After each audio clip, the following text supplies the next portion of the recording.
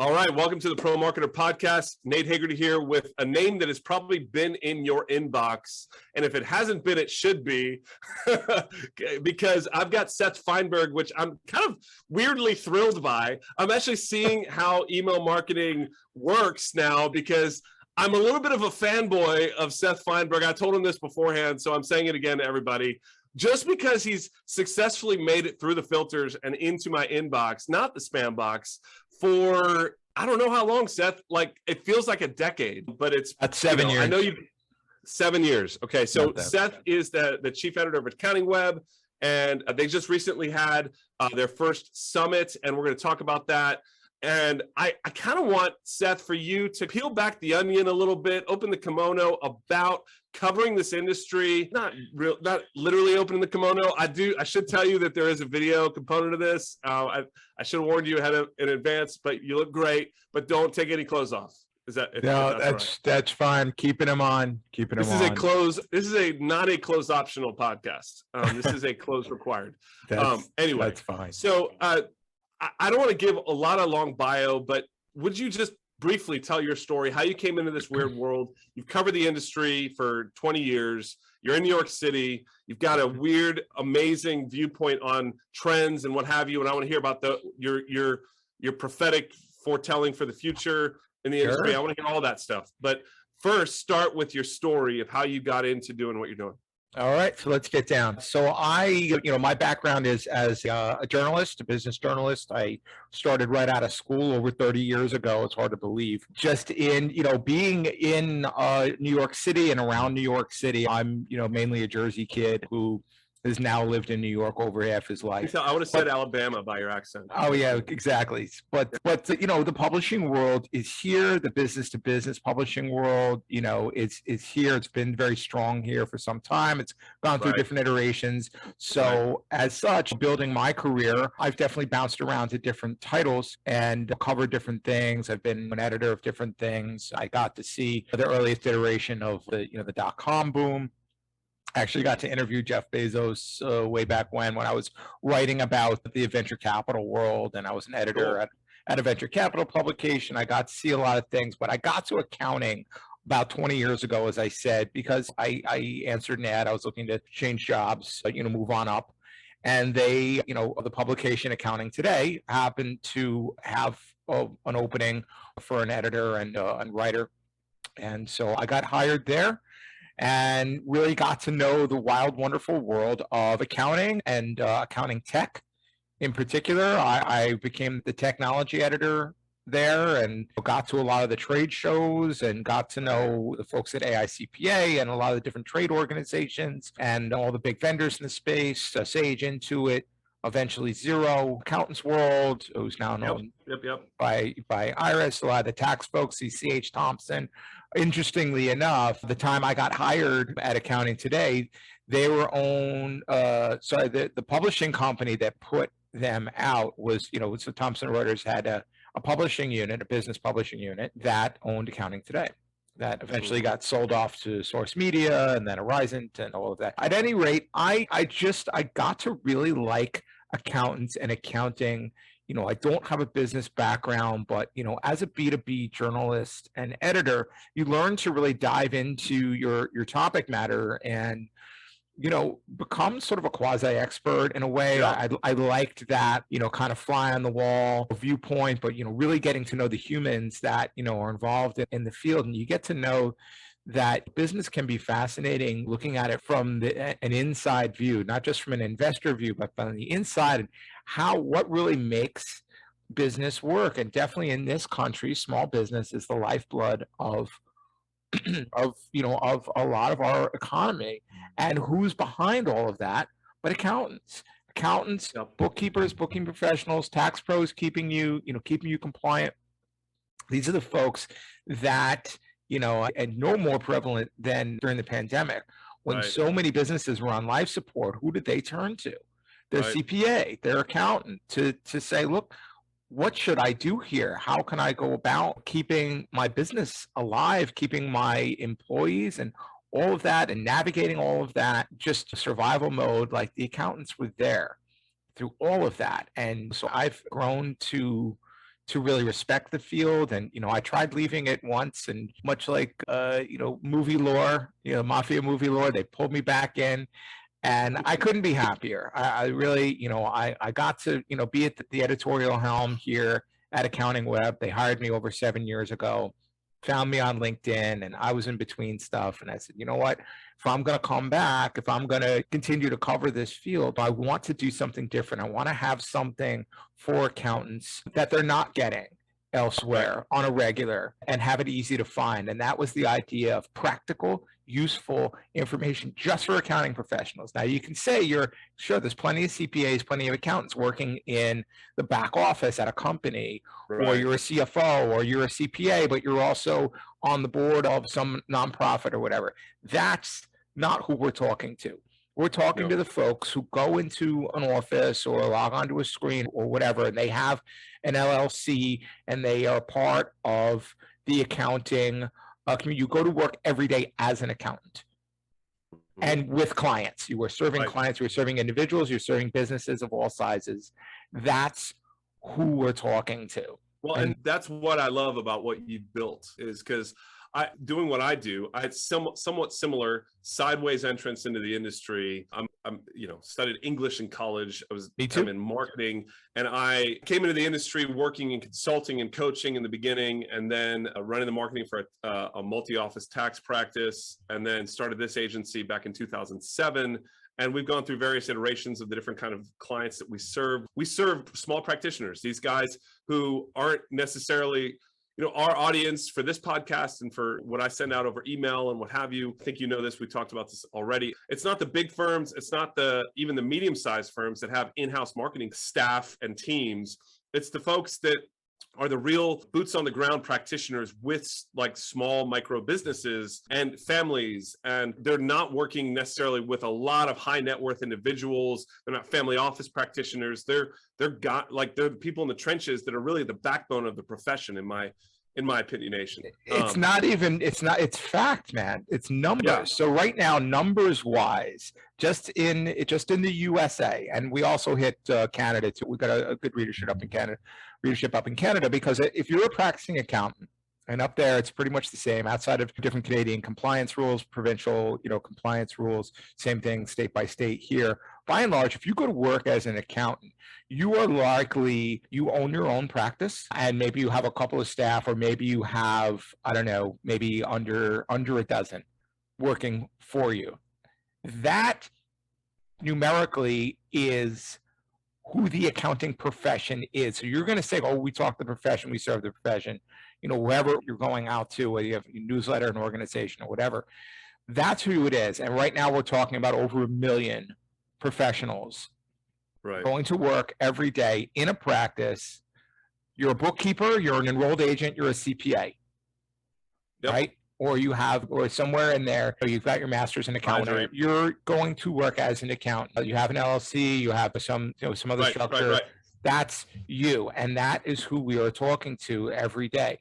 Because so sorry to interrupt you, because I'm totally, yes. I just wanted to say, totally get it, and I think that's a lot of individuals, and we want to hit them all. I think you and I could riff a lot, and maybe let's do some of that here about what we're seeing and some of the trends that we're seeing. But I do want to center our audience a little bit right now, and let's just talk as if you were going to talk to one of these small practitioners. Yes, you're putting out great content from a couple times a week, and I do want to highlight why I like your content. Is it really does align with what you've just described. It's very practical, but it's not dry and boring, which is, I also really appreciate. You guys have done a great job of finding that middle ground where you're not weird and controversial, but at the same time, you also have a heart, and there's humanity behind what you put out there. And I don't know if that's something that you've really fought for, but that's what I discern, that your content and your, even just like your email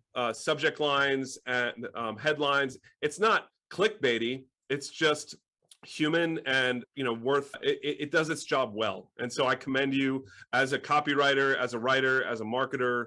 I commend what you put out. Not a lot of people would probably read Accounting Web who were not weirdos like you and me and in the industry. I wouldn't expect it's scintillating, but it's but it's great. So Yeah, look, I've tried to get my wife, my family, kind of read what I do. They was, oh yeah, I I don't want care. to, see what you do. They're like, oh, that's nice. Like, it's not for them. It's fine. It's fine. You don't get it. Yeah. It's fine. You don't find it interesting.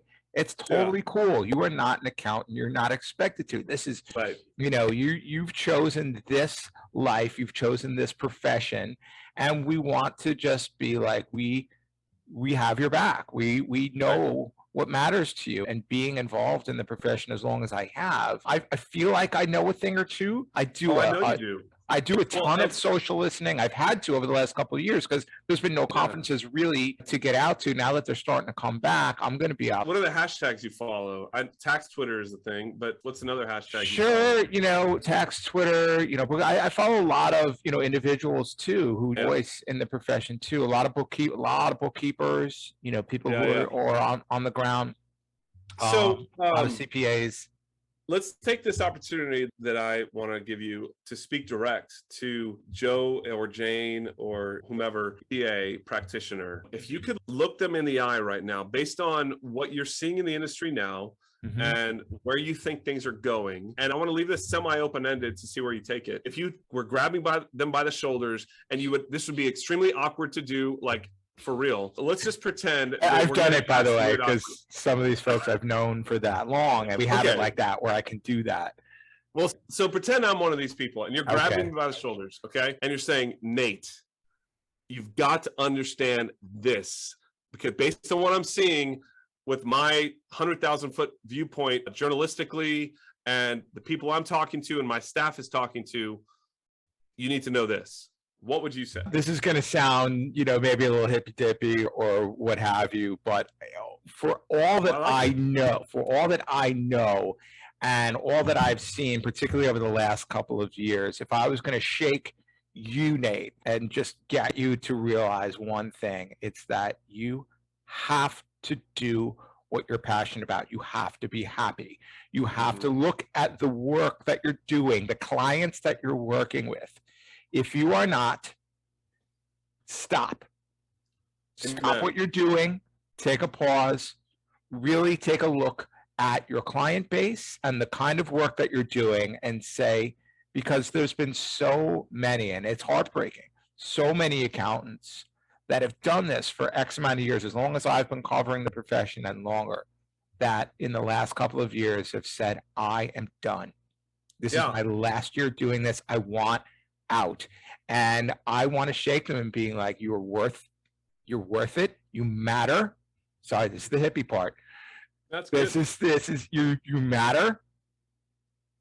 You matter to your clients, you matter to your family, and you need to figure out what it is that you need to do that is going to make you happy. If it's completely leaving altogether, I get that, but so many of them do. Not that I'm a religious person per se, but they're doing God's work in a way, like that level of you matter.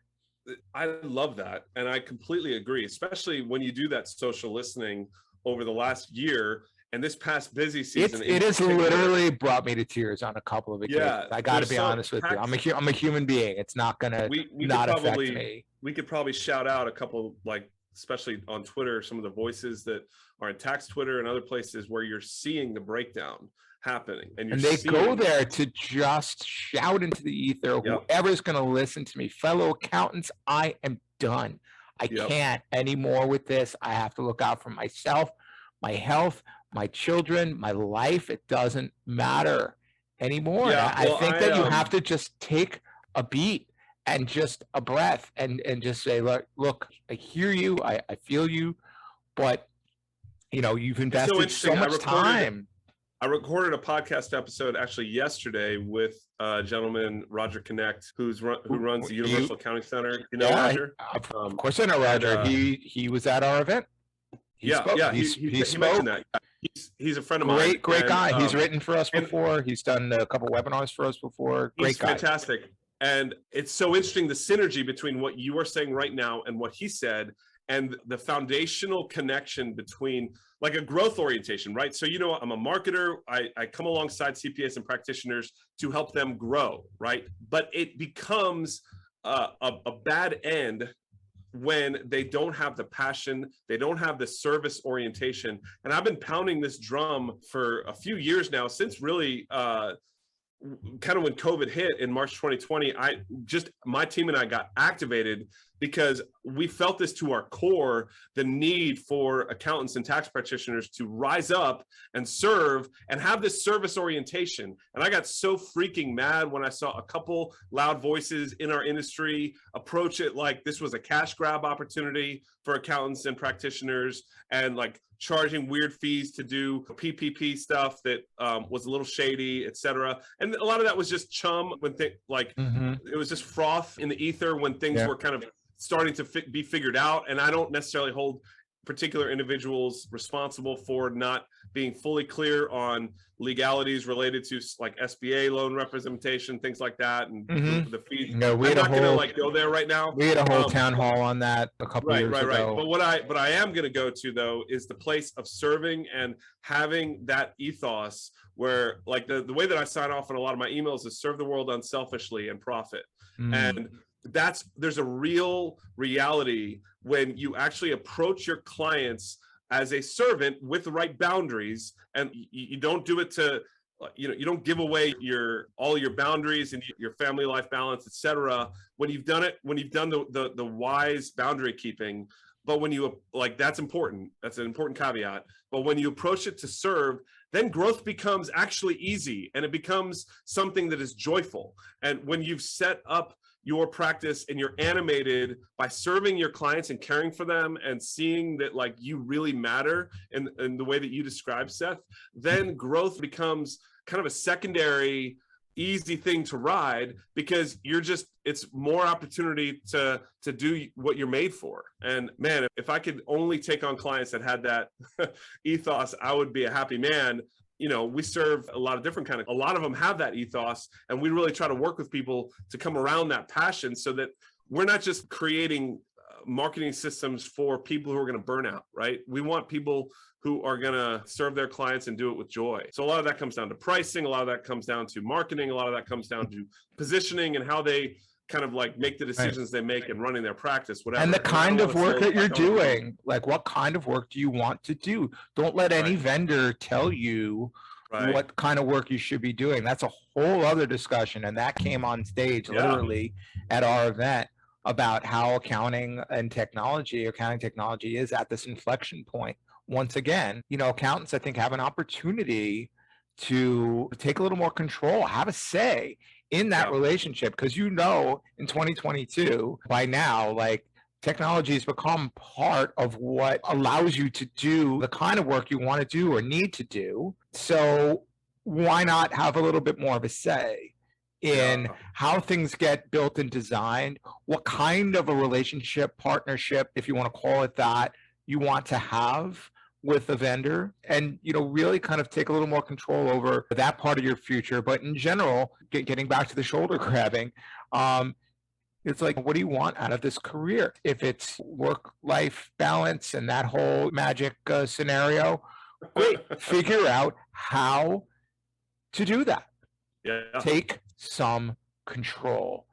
That is what I would say. And I also want to go one step further with something that, look, I've never saw myself as someone who, I want to write a book. I want to write books. But if I were to, I would have a take off of Simon Sinek's book. So Simon Sinek came out, and I met him at an ASCPA conference about 12 years ago when he came out with Find Your Why, Power of Why, Find Your Why. We all know that book by now. And how that's been, that's great. But this is another take on that. And I say it's find your no.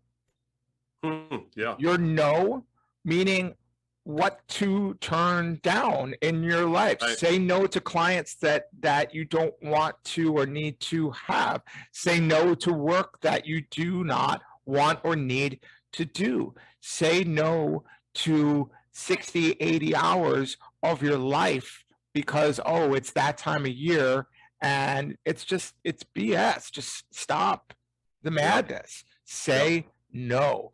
Learn to balance that out and what it means to say no and the power of no that it can have, because it still gets back to taking that that control. And sure, it involves planning and it involves time. And I know you accountants out there, you want to document things, you want to have a structure, you want to physically be able to see it in front of you. Fine, do that. Plot out your week, plot out your next month, or the things that matter. Make a list, whatever it's going to be, to to get you to maybe rediscover some of the joy and why you got into. It still does get back to why, not completely dissing Simon, but it does start with why. But then it's like, use that power to figure out how to say no, and also even yes to the things that you do want to do. So Right. No, that's exactly, I love that. And I hope that our listeners will take that to heart. And me too.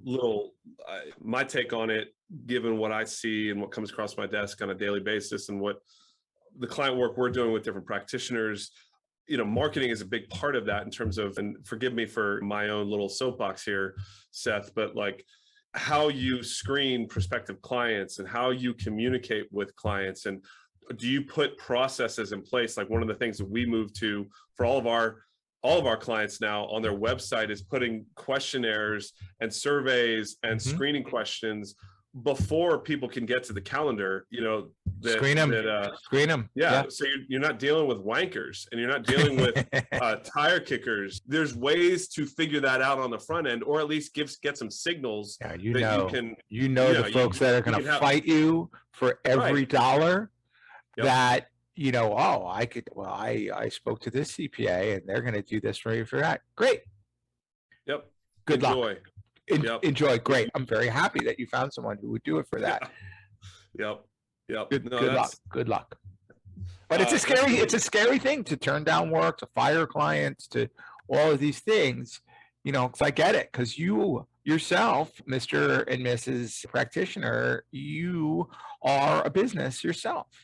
So that's scary. It's not easy to just sit here on a podcast or sit here and say, well, you should say no to these things. Why don't you do that more? But, it's freaking scary. I get that. It can be a process. It's a process. It does not happen by just going and throwing your TV out the window and saying, I'm not going to take it anymore. It's like, okay, great film, great movie, great story.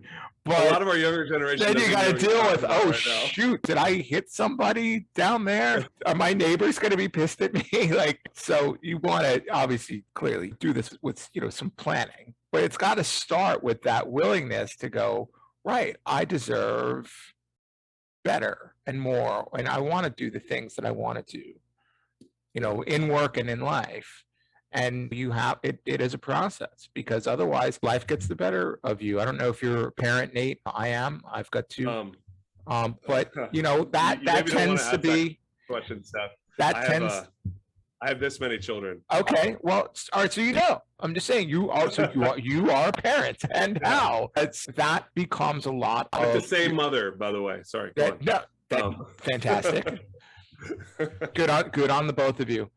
Because it is a group effort, whether you have two or that many, or even one, whatever it is, that still becomes your life. Just like your firm is also your child, and you want to nurture it, and your clients also are a part of that. So is this the kind of stuff you guys talked about at the summit? I mean, tell me about that. And you got another one coming.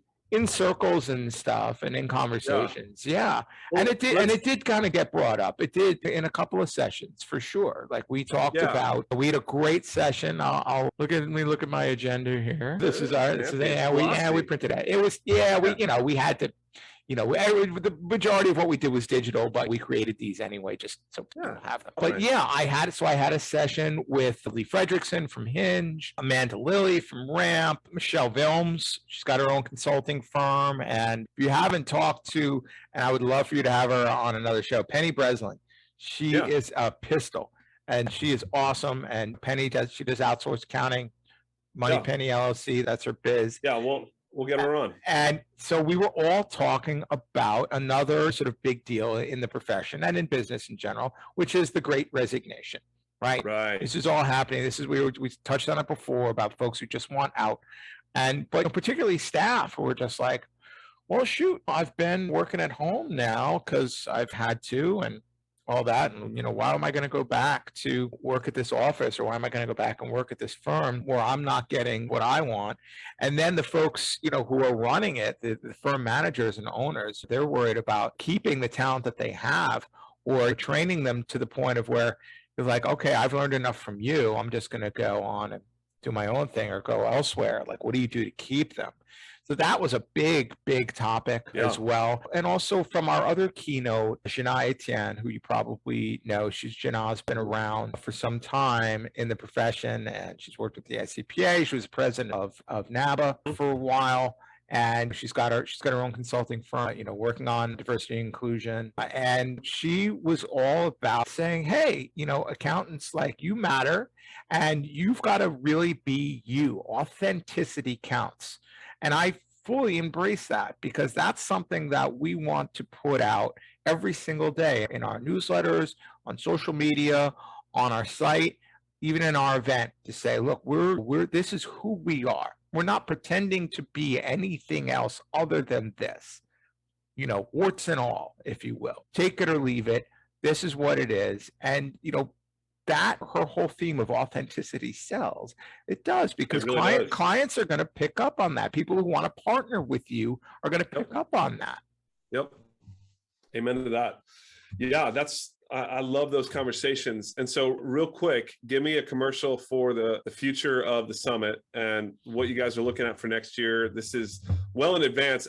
So it was it's more of an intimate event than, I think, like the DM Engage or whatever. There's huge events, and then you guys are building this thing. And I want to exhort people to go, because you have an opportunity in kind of these smaller, few hundred people, 300, 400, 500 people events, where you can really actually make connections that can be strengthening and helpful for your practice, vis-a-vis these massive kind of cattle call like IRS forms or AICPA Engage or QuickBooks Live, whatever, all these things that are massive. I think the summit might get to that point at one halcyon day, but for now it's more about connections and community. And I mean, that's my take on it. We were actually, I told you offline that we were going to be there, but calendaring didn't work out for us. But tell me about that. Your vision. So our vision is exactly what you just said, is that one of the things, much like what we felt was missing in the world of accounting, media, is the fact that I felt when I first took this job was that the profession was covered. You can go to any number of accounting titles out there and find out what's going on with firms, with the profession, with technology, all of that. But putting accountants first, practicing accountants first, and having content that matters to them means that we're listening to what is missing and what they really need. And we feel what they really need is that networking, the opportunity. The best events that I'd ever been to allowed that balance of learning and thought leadership and networking, talking to each other, everything that happens at the bars, at the, on the show floor, after hours, coffee breaks, lunches, sitting around, actually talking to other human beings, other human accountants, who a lot of them are the same boat as you, know more than you, know less, what have you. All of these conversations, making sure that you provide that environment for that to happen, means that we're going to build something that you're going to want to come to every year, possibly a couple times a year, depending how we want to, build this out. But I don't know that we ever want to have an event where you're going to go and be like, oh yeah, man, you were at Summit. I didn't see you. I didn't know you were there. I didn't get to talk to that person. I didn't get to hear that speech. What was that about? I didn't get to talk to anybody about that. I didn't see that vendor. I've been hearing about them and I wanted to check them out. I didn't get a chance to. That to me is death. And I've seen that happen. I've seen events get to that size where it's just like, I don't know. I think just go to them. We don't want to be them. We want to be Accounting Web. We want Summit to be a thing. And I think what we've established is that it is and will continue to be. So that's something that, sure, in terms of numbers wise, we want to grow it to the point of where both vendors and attendees get enough value out of it. but never to the point of where you're just feeling lost, or you've got to plan your meetups ahead of time. We're going to meet there. I know, because I've seen this happen, SleaderCon and QB Connect and Engage. I was going to that when it was Tech Plus, and then it became Prac Tech. And Prac Tech was it. And that was that meeting, and it got to a point of where even that was a little untenable. And then what became Engage, again, great event, covers a lot of aspects of accounting and not non-accounting. But let them do that. Let them do that well. Accounting Web wants to be, what we want Summit to be is that point of where you kind of know going in, like, yep, I know I'm going to see these people. I know I'm going to learn something. It's going to be great. I'm going to come out of it feeling like I've got a plan. I feel invigorated. I feel engaged. I feel like I matter. I feel like I can go back to my practice. And I've met some great contacts, and I'm going to stay in touch with them, and I'm going to go and do these things. So we just, of course, the next question is like, okay, when's the next one going to be? Well, I'll tell you, it is going to be, we decided we want to be back in San Diego. It seemed to be a great spot in the country San Diego. To be. Yeah, nobody knows what it really means, but we're going back. And I can't officially announce where it's going to be, because they want it to be like a thing. Oh yeah, it's a big deal. It is going to be, like between you and me though, Seth. I mean, likely downtown, and it's going to be a lot of fun. And there's, we've got a longer runway now too to market it. Cool. We started last year, really in Q4, kind of really doing some hardcore marketing. We didn't even get the agenda out until until January of this year. And was already tax season, was already people getting ready for it. People didn't know if they wanted to go to a live event at all this year. We get that, but we put on a very respectable event and something that we can build on. And awesome. So a couple rapid fire questions. Yeah, go. And then we'll send you on your merry way. Most embarrassing industry moment for you, Seth? For me personally?